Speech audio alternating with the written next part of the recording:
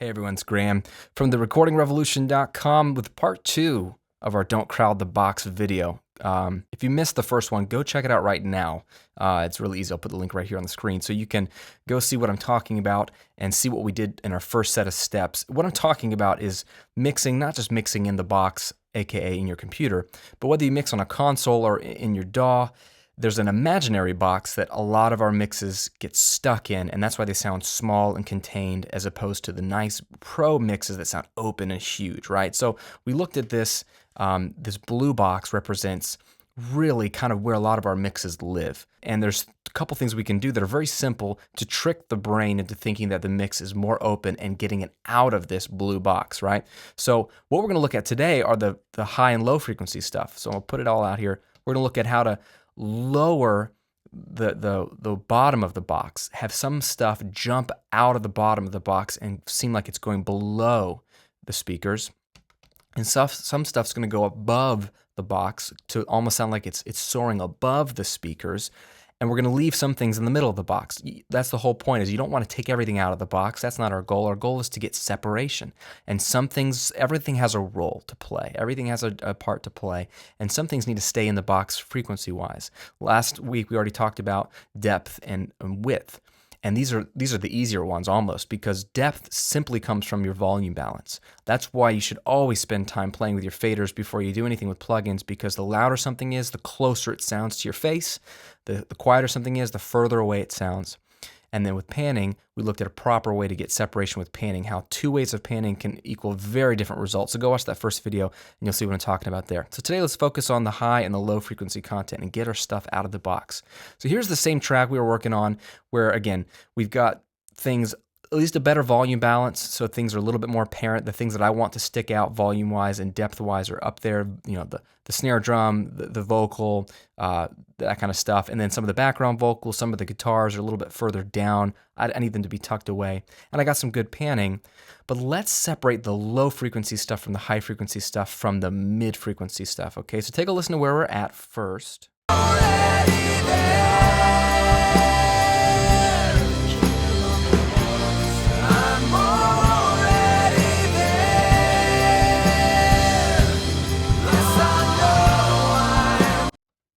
Okay, it's wider than it was before.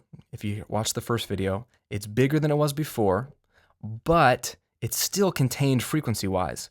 So the two things we're going to use to separate things a little bit more are filters inside of an EQ. Okay, they're very, very easy. And I've talked about these a lot, but again, this is another way to think about how you're approaching a mix and how to get your tracks to sound open. So the first one is my favorite of all time. It is a high-pass filter, and it's so underrated. It's like one of the most useful things you could do to make your mixes better. And what it is simply a one-band frequency on an EQ. I'll grab one here. You can use a 7-band EQ, multi-band EQ, or just grab a simple 1-band. Okay, I'll grab the big one just so you guys can see. This might be more common for your DAW. We have your typical, graphical EQ interface, and the high-pass filter is literally a little curve. It looks like this that lets you roll off the lows. It's also called a low cut. It lets the highs pass through right underneath. Why is this important? Well, because if you want to stop crowding the box, then you have to realize that you can't make something have more low frequency content than it really has. Otherwise, you're going to be adding sine waves, adding harmonics, and sometimes that helps add some richness. But you can't really make the speakers have more bass than they really have, whatever people are listening on. So you want to do the opposite. To get your low stuff to sound like it's dropping below the box, you do the opposite. You actually remove some of the low frequency with stuff inside of the box on certain instruments, and you get that separation. It's all an auditory illusion, right? Smoke and mirrors. So what I'm going to do is literally roll off just about everything up to 100 hertz. So if you listen to this guitar, roll it back.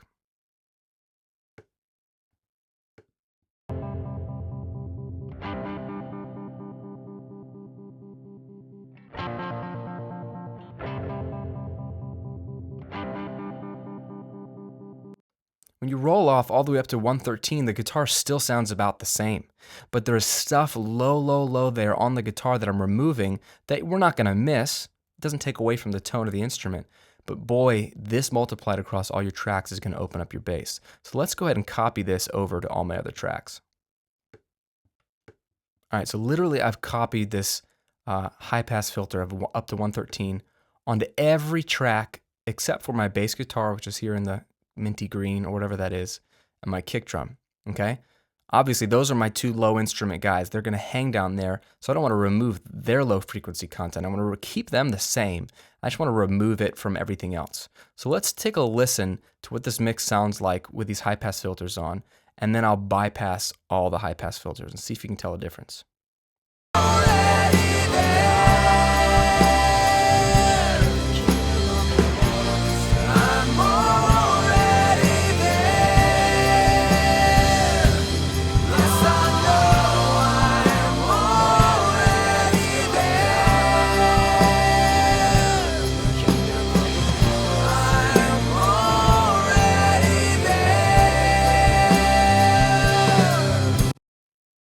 Right? Very, very subtle, but what you notice is it cleans up a lot of the low end. Let's bring up the bass guitar a bit here. Maybe it's too low in the mix. And we got the kick drum here.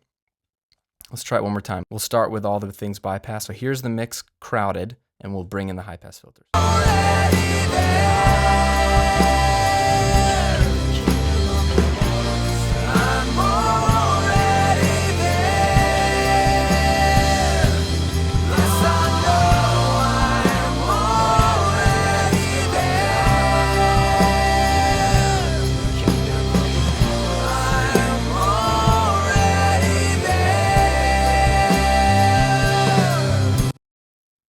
You notice it mostly in the kick drum. In my mind, it allows the kick drum to then show up. And this is the beginning. It sounds very basic, but this is the very beginning of allowing your bottom end to drop. Okay, if you do this first, carve out that low end that's not needed. You could hear the mix clean up. It sounded kind of muddy, and it cleans up a lot of that low end. It's also going to allow your kick drum and your bass guitar to shine. Okay, now let's take this a step further. Let's look at the high frequency content, and let's lift that outside of the box. Okay, remember, we're trying to lift some things out of the box. We're going to keep most of the things in the box because your guitars and a lot of that stuff is fine inside the box. But where I find that high frequency information needs to be lifted a bit is in the drums, sometimes in the vocals, and then in things like strings or synths. So let's bring the drums and bust them into their own drum track. A stereo track called drums. Okay, and so now all the outputs of the drums are here into this track. And then now what I'm going to do is grab an EQ, same EQ, put that on the drum bus, and what I'm going to do is just do a little bit of a lift on the drums with a high shelf. So shelf is different than a filter because I'm not carving things out. I'm just going to lift like that around there. So let's take a listen.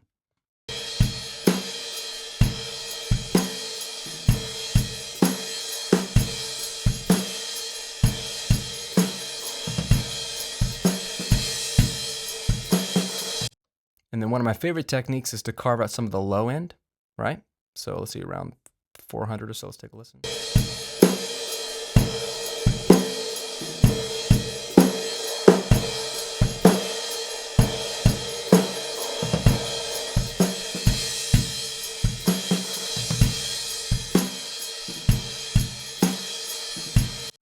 Right? So let's take a listen with this bypassed and we'll kick it back on.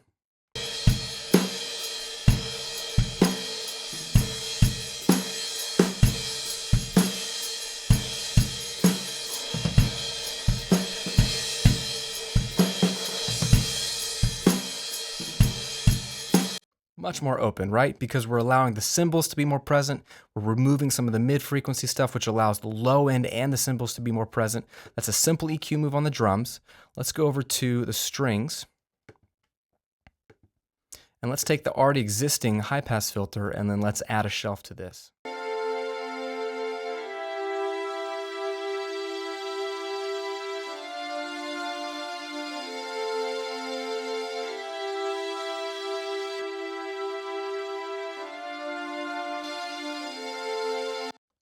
Much more extreme boost there, 7 dB on a 3K shelf. because it's a sample. And samples, as cool as they sound, they're always more muffled than they should be in real life. And so I don't mind doing more of an extreme boost till I get it to sound the way I want. So I open up the top end, that stuff that strings really bring to a mix, which is that nice high frequency stuff, okay? So we've done that little tweak there. And then let's go over to the lead vocal. Already there. I'm So there's kind of like a weird mid-frequency resonance on my voice there. So let's find that and cut that out. Already there.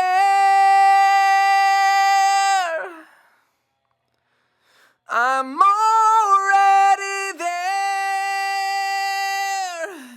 Yes, I know I am already. And then I'm gonna do a little bit of a high shelf here on a lift, not much. Already there.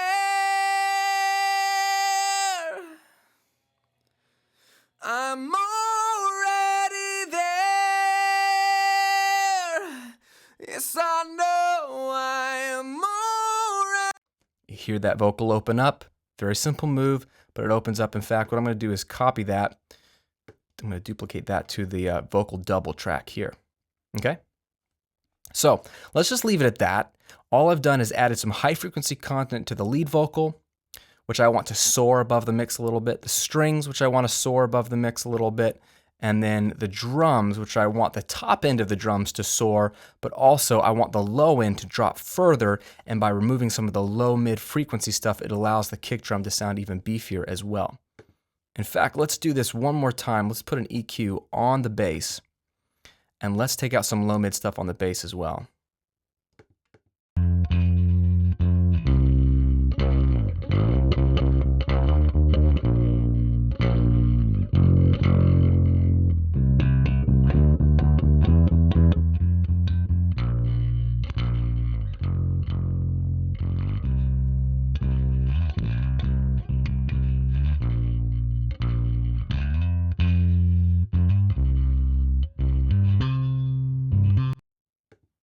Very subtle, but that might clean up some of the low end and the top end on the bass. Okay, so let's bypass all the EQs again. Remember, high pass filters on everything, and a couple of things we've lifted to make them stand above the box.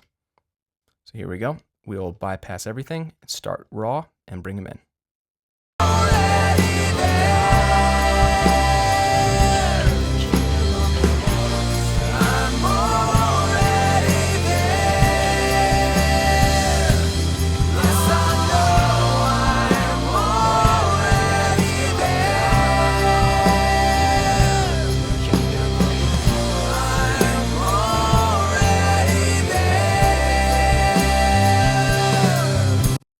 Wow, night and day, right? Night and day, the mix literally opens up. It seems like it even gets wider.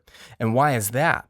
Well, some of these high frequency and low frequency stuff that we've tweaked have now affected and built off of our initial tweaks to get things out of the box, which were the volume and pan from the first video, right? So our volume and pan decisions, our depth and width decisions were maybe somewhat subtle. They helped, but they're magnified by these subtle EQ and filtering decisions, the high pass filtering, the little bit of the top shelves, scooping out some of the low mid stuff that seems to get in the way. And I could do more low mid scooping for sure to clean up this stuff on some of the guitars. And all of that gets magnified, and the mix goes from very contained inside the box, right, in that blue box, to now things are starting to separate. Some stuff, maybe the snare, maybe most of the guitars, maybe some of the background vocals, they don't seem to move. They might stay right inside the box, and that's perfectly okay. That might be where they need to live, but the kick drum, the bass, that stuff needs to fall outside of the mix at the bottom, and then the cymbals and the strings and some of the vocals need to soar above the mix up top, and everything needs to open up wider, and you need to have some more depth, and all that happens with these subtle moves. So again, I'll give it to you one more time. We'll bypass everything, and you hear it come outside of the box.